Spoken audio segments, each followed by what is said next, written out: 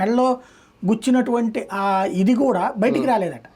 చివరికి అట్లాగే వెళ్ళి హాస్పిటల్లో జాయిన్ అయ్యాడు వైసీపీ అతను అదే కసితో వీళ్ళ మీద అదే కసిలో దాడి చేశాడు. అంటే ఏంటి, సంథింగ్ కసిగా ప్రిపేర్డ్గా ఇక రియాక్షన్ ప్రారంభమైంది. అది జరిగిందంటే ఇది రెండో ఇన్సిడెంట్ అవుతుంది. మన మంగళగిరిలో కూడా జరిగింది కదా, బండి మీద వెళ్తా వచ్చి గుద్దేసి పడిపోయిన వాళ్ళు లేపితే మర్డర్ చేశారు. అది పాతది, ఎన్నికల ముందు జరిగిందని అరెస్ట్ చేశారు.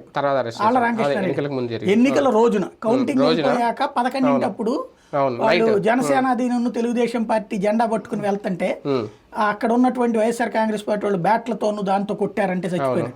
అప్పటి వేరు ఈ వేరు, ఈ సంఘటనలు వేరు. అంటే కౌంటింగ్ రోజు అనుకుంటాను కరెక్ట్గా. అంటే అక్కడనే కాదు ఇక్కడ కూడా జరుగుతున్నాయి అనేది, అంటే ఓన్లీ రాయలసీమకే పరిమితం కాదు, పల్నాడులో ఉంది, ఇక్కడ ఉంది, మేబీ రేపొద్దున అవి ఇంకా రాష్ట్రం అంతా ఏముండదు. ఇప్పుడు ఇప్పటిదాకా అటాక్స్ బిగినైనాయి, అటాక్స్ లో నష్టపోతున్నారు.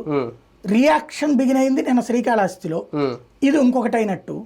ఇక ఇట్లా జరిగిందంటే ఎవరికి రక్షణ లేదు. ఇక ప్రతి పల్లెటూరులో కూడా తలకాయలు చూసుకోవాల్సిందే. ఎవరి తలకాయ